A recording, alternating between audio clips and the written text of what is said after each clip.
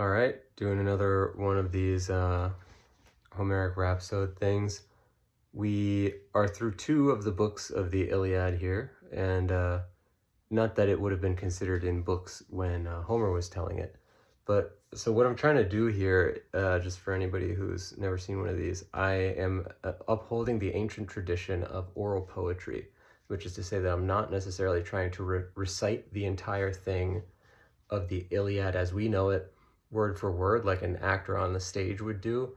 I'm also not necessarily trying to create an entirely new work, but rather just telling the story without looking at any reference or having, reading anything off screen or anything, hence the blindfold, and simply telling the story off the top of my head and assembling it as I can, or making up pieces to fit together disparate elements.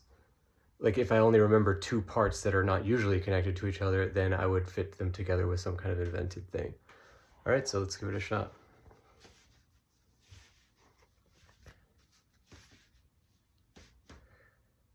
Sing, goddess, of those 2 great hosts that had assembled on the fields of Troy.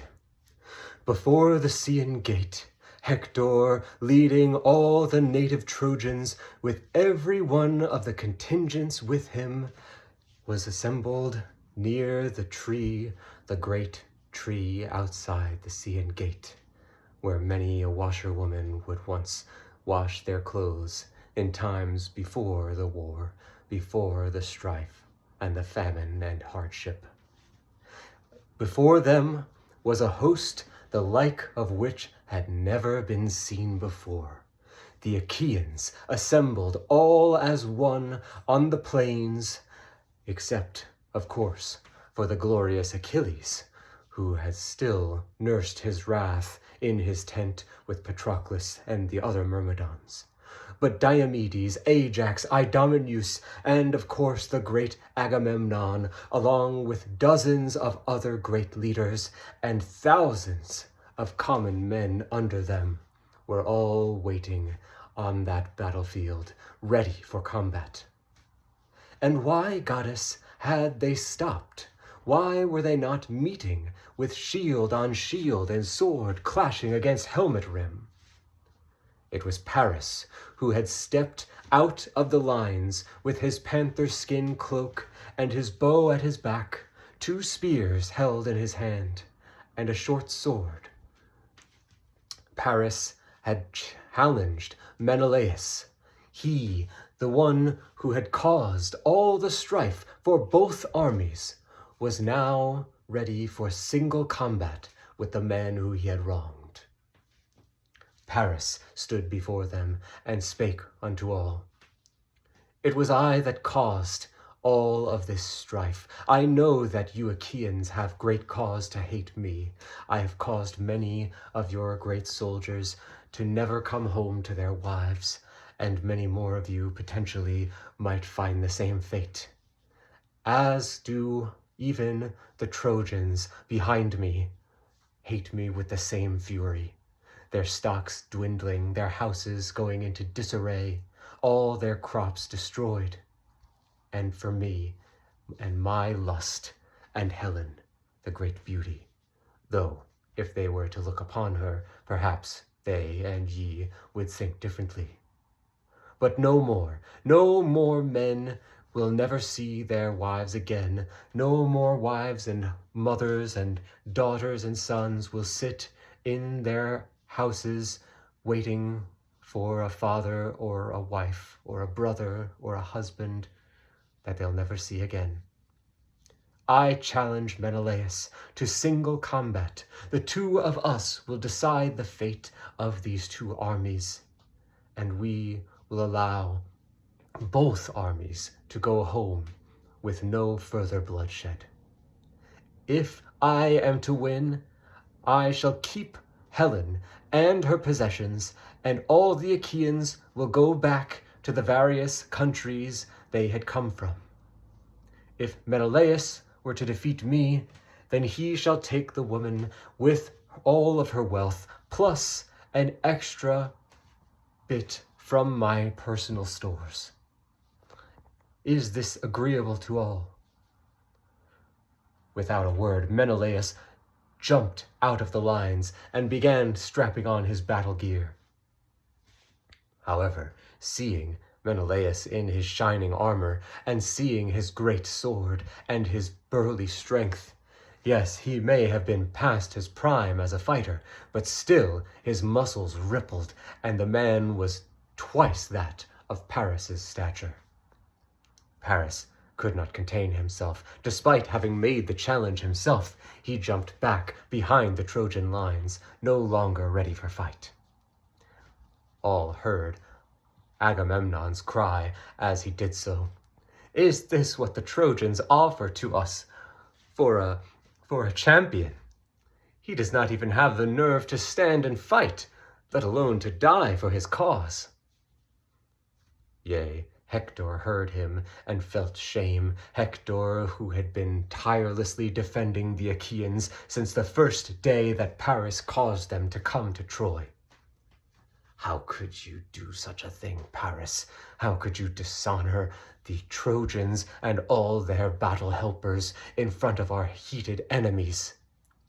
Yea, as you have said, so it is. Every one of these Trojans would have stoned you to death were it not for me and the others in Troy on the high council who stopped them from doing so. There are many a mother who will never see her son again, who curse your name every night before going to bed. And if it were not for me holding up my shield in front of our own city, you would soon be wearing a shirt of these stones, buried under a cairn of your own making."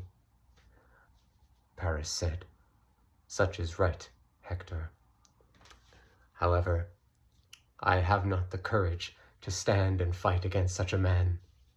Hector would not hear of this. "Is it but a face of beauty that this Aphrodite has given you? You do not have any of the courage from the other gods, Athena, Ares, any of those who have stood behind our city and helped us as patrons through all the years? Is it just your woman-mad ways that come to the fore? And when it comes time to fight for your own cause, you have none of this valor that you claim to otherwise have. I've seen you fight on the field. You are no weakling, you are no coward, and yet you flee before Menelaus. Why?" Paris spake again. "As you say, Hector is just, but do not mock the gifts of the goddess. She is great, yea, but she is also terrible, and no man would ask for such gifts if he knew what the cost were.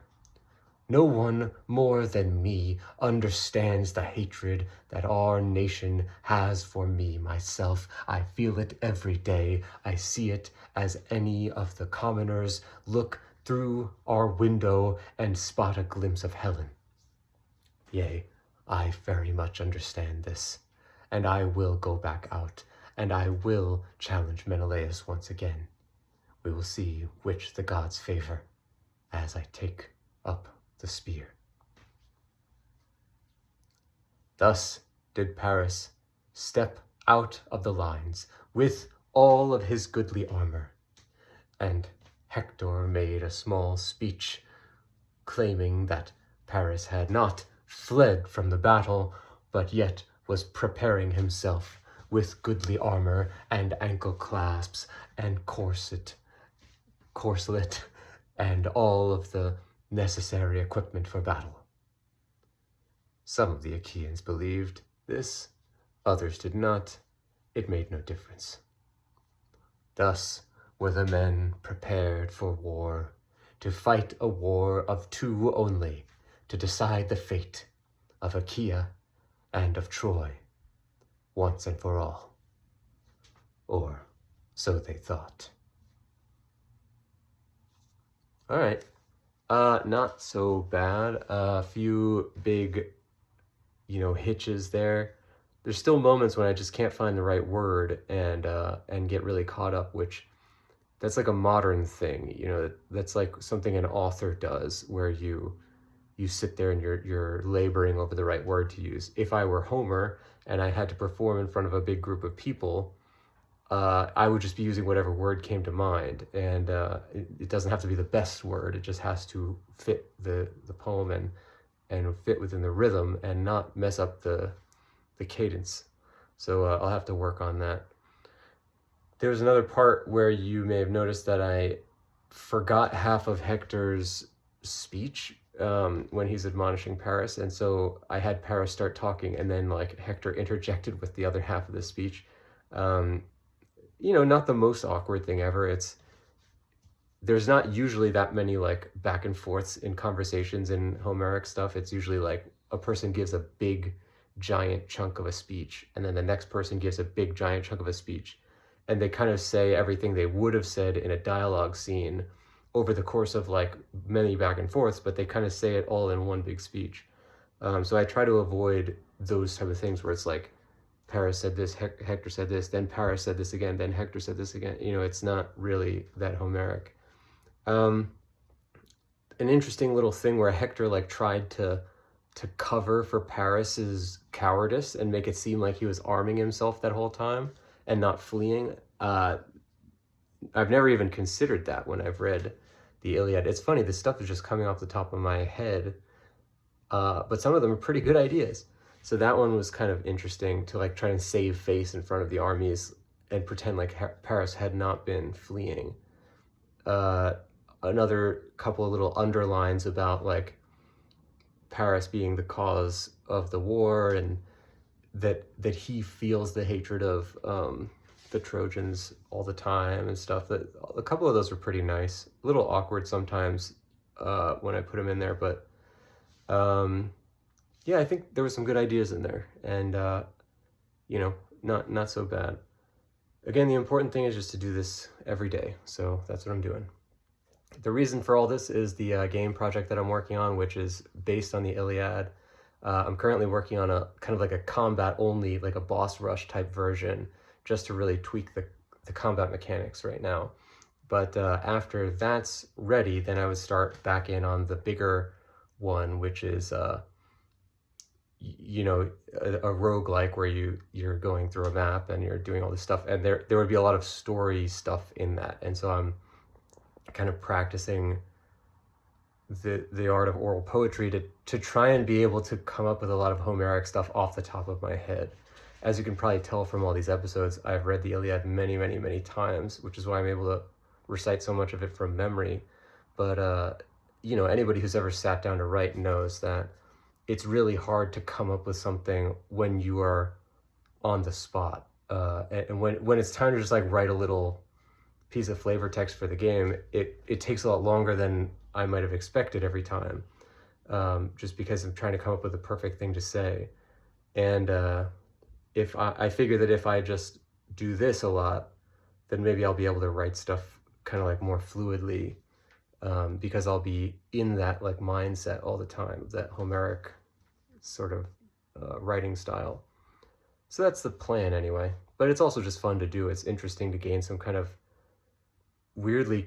insight into how Homer and you know, Homeridae and all these people through, you know, classical Athens, even when they would start reciting stuff, how that art would work, which is not something that that anybody really does, at least in my part of the world, anymore.